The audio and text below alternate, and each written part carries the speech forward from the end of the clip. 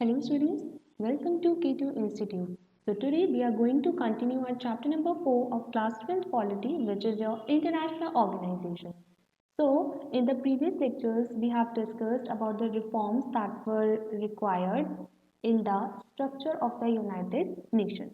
Now in today's lecture we are going to talk about the jurisdiction of the UN, like on what kind of issues does this UN can actually give its jurisdiction. That means its opinion, its judgment, okay, its intervention. So we will talk about those matters, right? So this membership question was really important, like who can be the member of the Security Council. But other than the question of this membership, there are more substantial issues before the world. So other than the membership wala issue, there is another issue regarding the United Nations and its working, and it is the topics, the matters on which this UN can intervene. Like on what kind of issues can this UN interfere, right? On what kind of issues can the UN give its judgment, right? So, as the UN completed 60 years of its existence, the head of all the member states met in September 2005 to celebrate the anniversary. So, we already know when the UN was formed. So, UN was formed in 1945, right? And in 2005 it completed its 60 years. So for celebrating the 60 years of the United Nations, there was a meeting. Okay, so there was a meeting, and in that meeting the leaders of the United Nations decided that following steps should be taken to make UN more relevant in the changing context. So it's been 60 years, so now certainly the leaders also felt that there is a requirement of some changes in the United Nations. So let's see after 60 years what kind of changes were introduced in the United Nations. Okay. So first one was creation of a peace building commission.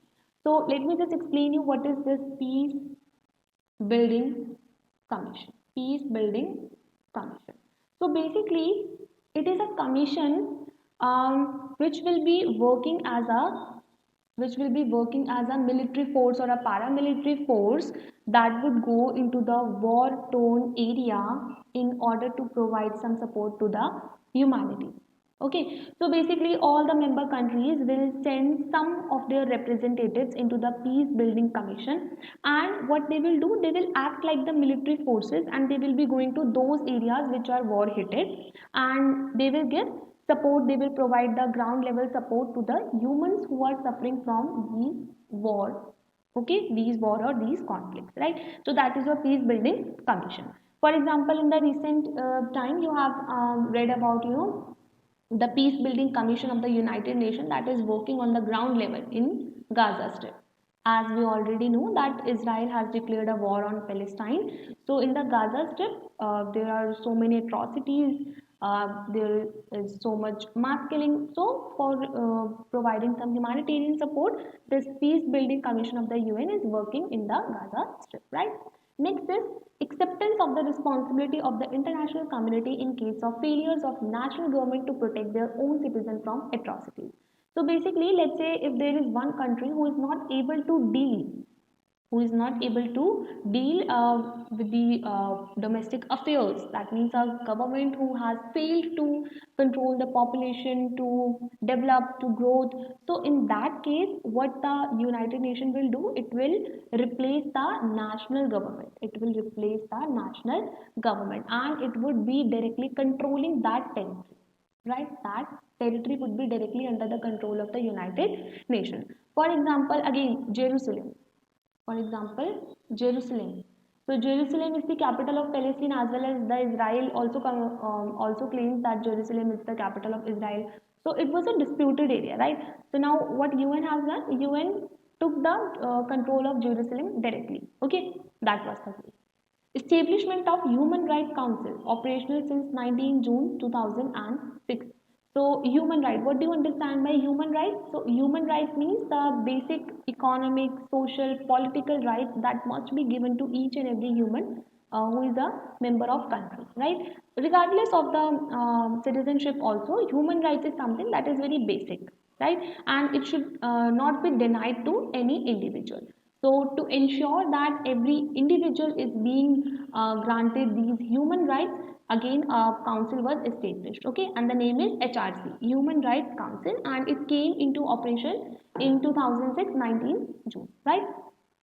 Now next is agreements to achieve the Millennium Development Goals. Now you must have heard about the Sustainable Development Goals. There are 17 sustainable goals which were actually adopted in 2016 or 15. Okay, 16 in Jan 2016 these came in force. Okay, so before these sustainable goals there were these Millennium Development Goals.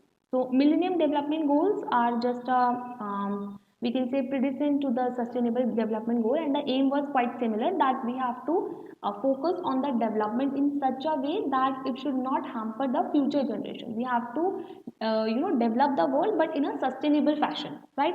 So those were the Millennium Development Goals.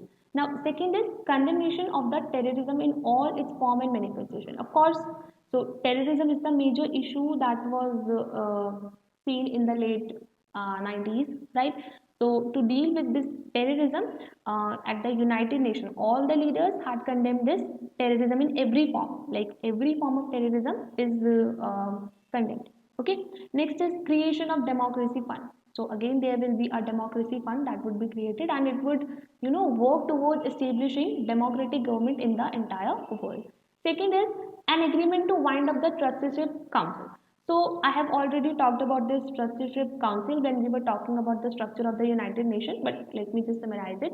So this trusteeship council was basically for those countries where actually the government was not formed, right? The government was not formed, and maybe we can say, let's say, a particular European country have been ruling over a particular territory, right?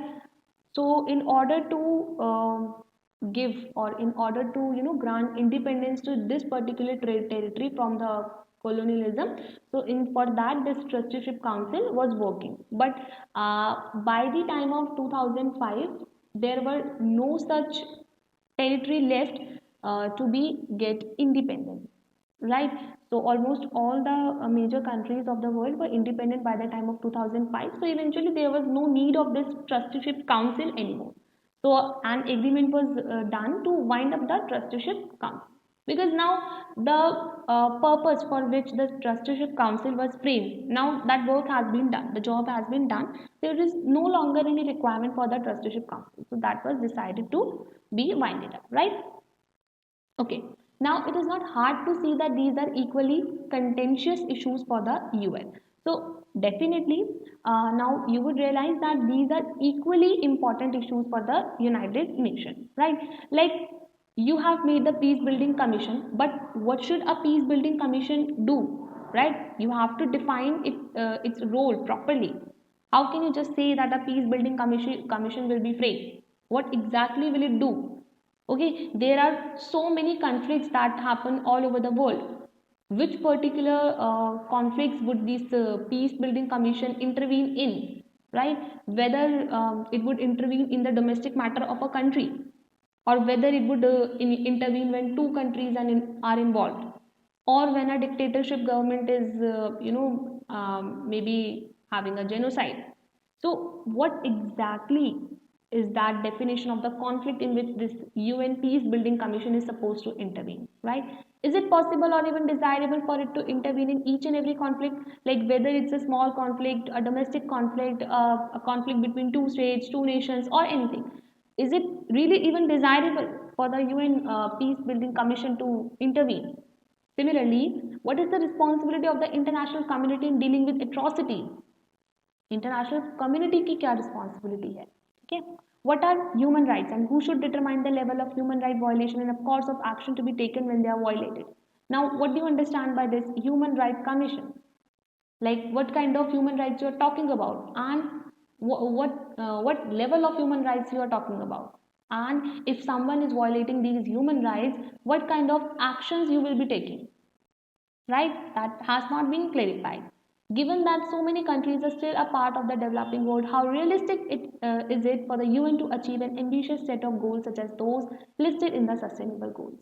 We already know that in the world there are so many countries who hardly have uh, enough to feed their population. Now, in that context, how can you expect each and every country to look forward for the sustainable development goals? Right? It is, very easy for big countries to say that we will use clean energy, we will use clean fuel, we will focus upon the industries. But do you really think is it possible for a country like Afghanistan? How can a country like Afghanistan focus on these sustainable development goals, right? So, considering all the developing countries, do you really think that is it feasible to expect every country to work forward for these sustainable goals to achieve these goals, right? Can there be agreement on a definition of terrorism? Now, terrorism is such a broad term. How will you define this term terrorism? What is the definition of this terrorism for you? What activities will you consider under a terrorist act? And how shall the UN use funds to promote democracy? Okay, you have said that we will be creating a fund to establish democratic government in the entire world, but how will you use that fund? Will you just use money to establish a new government in a country that is democratic? But again, that would be puppet government maybe. So there is no clarification about all these changes that were introduced in the meeting of United Nations when they met for this celebration, right? So these are all the major concerns. Now let's have a quick view of the United Nations peacekeeping operations. So these are the different names. You can quickly read it. Although I don't think that this question would be asked in your exams, but you can have a look. Okay, so there is MINUSMA in Mali, MINURSO in Western Sahara, MINUSCA in Central African Republic. Just have a quick look. Okay, it is not that much important. Just see, these are the different United Nations peacekeeping operations that are deployed in different areas. See, there is no peacekeeping operation committee in the US or in the Latin America. There is one in the Haiti, okay, in the Haiti region, because Haiti is a conflicted zone. Okay, now you can see there are so many, in the Middle East. See, these are the conflict areas. The concentration is in the conflict areas. See, this is the area where, always you would be hearing some sort of conflict, like maybe Israel or Palestine issue, Syria issue, Turkey issue. See, okay. Then here is your South Africa, here is your African continent, and here again you would see that because sub-Saharan region is majorly affected by poverty, so it certainly leads to some sort of conflicts every now and then. So for that, peacekeeping commissions have been established or deployed in the sub-Saharan region also. And again, you can see India here.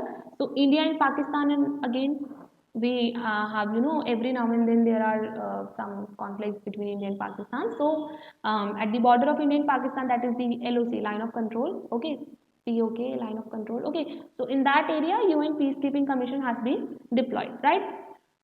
Okay, so that's all about your UN peacekeeping operations. You can see there is no peacekeeping operation or commission that has been deployed in the Russia or in the China or in the Australia, right? Or in the Europe, okay, in the Europe also. See, so these are all probably the stable areas, stable countries, right? I hope this was pretty much clear to you. Thanks for watching the video.